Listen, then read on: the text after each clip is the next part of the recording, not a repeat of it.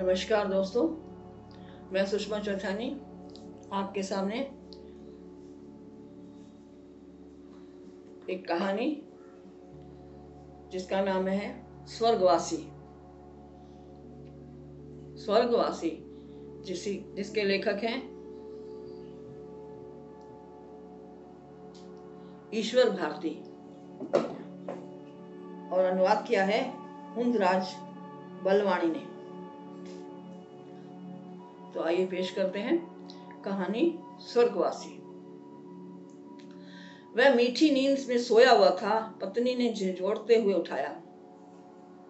वह मीठी नींद में सोया हुआ था। पत्नी ने झिझोड़ते हुए उठाया।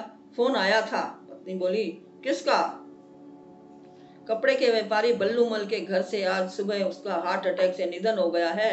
शव यात्रा का समय 10 बजे का रखा गया है। बल्लूमल का निधन हुआ है? शव यात्रा के समय आप ही जाएंगे ना? शव यात्रा पर? हाँ, मैं ही जाऊंगा। आपके लिए चाय बनाऊं? और सोना तो नहीं है? नहीं नहीं, मैं सोऊंगा नहीं, चाय बना। बल्लूमल का हट्टा कट्टा शरीर और चमकता चेहरा उसकी आंखों के सामने घूमने लगा। मुझसे तो बहुत छोटा था, उसने सोचा। कम से कम 13 वर्ष छोटा था। गुजर गया। कैसे? वह बिस्तर पर लेट गया। फर्श पर सीधा लेटाया गया। बल्लूमल का शव उसकी आंखों के आगे घूमने लगा। वह झटक कर उठ खड़ा हुआ और शौचालय में चला गया। वैसे उसे शौचालय में जाने की आवश्यकता सुबह चाय पीने के आधे पौन घंटे के बाद होती है, पर आज वह उठकर सीधा शौचालय चला गया। हड़बड़ी में पजामे का नाड़ा उलझ गया। उलझ ही नहीं रहा था, सुलझ ही नहीं रहा था।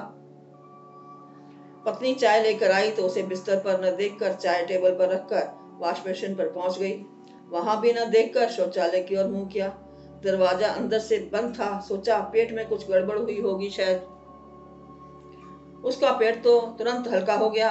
फिर भी न जाने क्यों वह वहीं बैठा रहा, जैसे शौचालय में किसी और काम से गया था। पत्नी ने उसे इतनी देर अंदर देखकर दरवाजे पर दस्तक दी।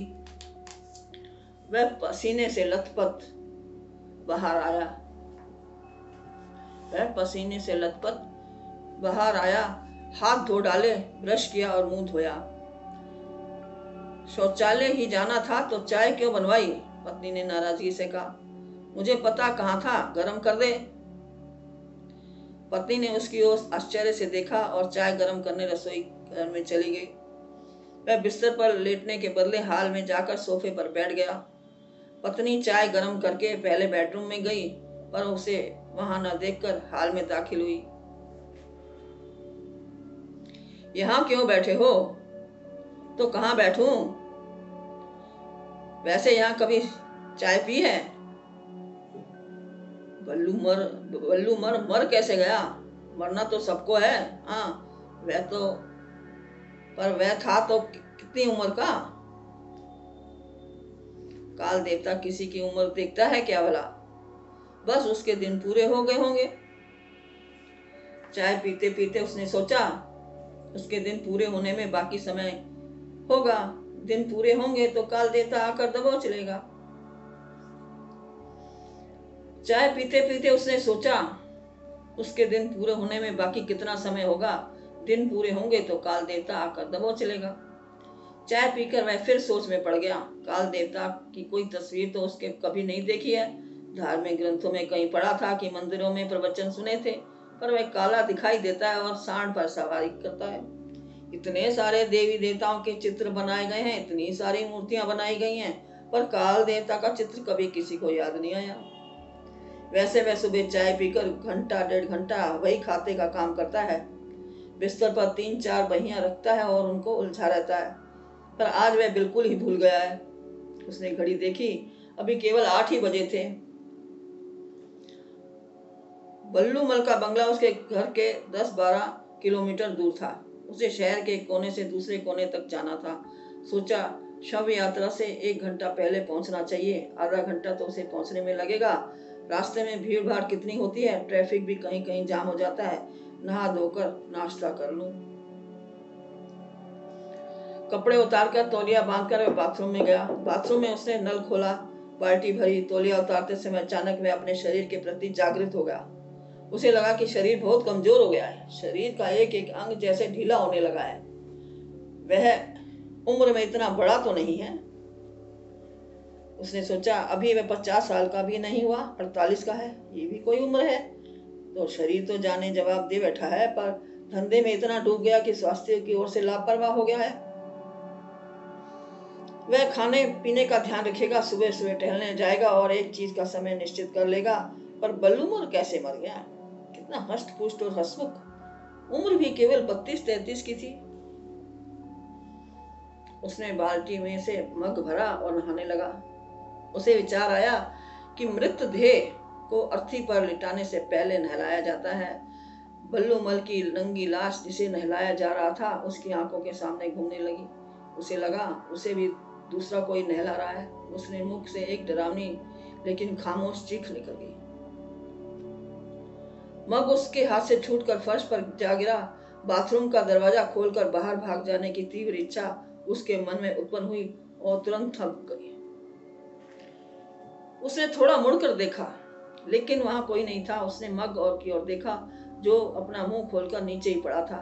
मग छोड़कर उसने बाल्टी उठाई और पूरा का पूरा पानी अपने शरीर पर खाली कर दिया। बाल्टी रखकर तौलिए से अपना शरीर पहुंचकर वह तुरंत बाथरूम से बाहर आया। कपड़े पहनते पहनते उसने पत्नी से पूछा, नाश्ता तैयार है? अभी थोड़ा समय लगेगा। उसने देखा बेटा चाय पी रहा था। बल्लूमल का देहांत हो गया है, उसने बेटे को समाचार सुनाया। बेटे ने सहज भाव से सिर हिलाया, यानी उसे पता था, कुछ समय पहले मां ने ही उसे बताया था। हार्ट अटैक हुआ था, उसने डरावने लहजे में कहा। बेटे ने दूसरी बार भी सिर हिलाया और चाय पीने लगा। मैं शव यात्रा में शामिल होने जा रहा हूं। लगभग 1 बजे दुकान पर आऊंगा। अब उसका स्वर थोड़ा सख्त था। बेटे ने सिर हिलाया और उठकर बाहर चला गया। ये केवल सिर क्यों हिला रहा है, उसने सोचा। मौन व्रत रखा है क्या? उसने नाश्ता किया और बंगले के बरामदे में रखा स्कूटर लेकर रवाना हो गया। आधे घंटे में वह बल्लूमल के बंगले पर पहुंच गया। बंगले के बाहर स्कूटर और मोटर कारें खड़ी थी। अंदर सूती दरी बिछाई गई थी। वह भी अन्य लोगों के साथ वहां जा बैठा। बंगले के अंदर से रोने की आवाजें सुनाई दे रही थी। बल्लूमल के बारे में किसी न किसी से कुछ बात करने का उसका मन हो रहा था। पास बैठे हुए आदमी ने से कहा, बल्लूमल की दुकान मेरी दुकान से 4 दुकान छोड़कर थोड़ी सी दूरी पर है। हम दोनों के बीच अच्छा संबंध था। मिलनसार था। नौजवान ही था तो नौजवान ही तो था। उसने सिर हिलाया। उम्र में बहुत ही छोटा था। उसने हामी भरी। विवाह को केवल 6 साल ही तो हुए थे। उसने फिर गर्दन हिलाई।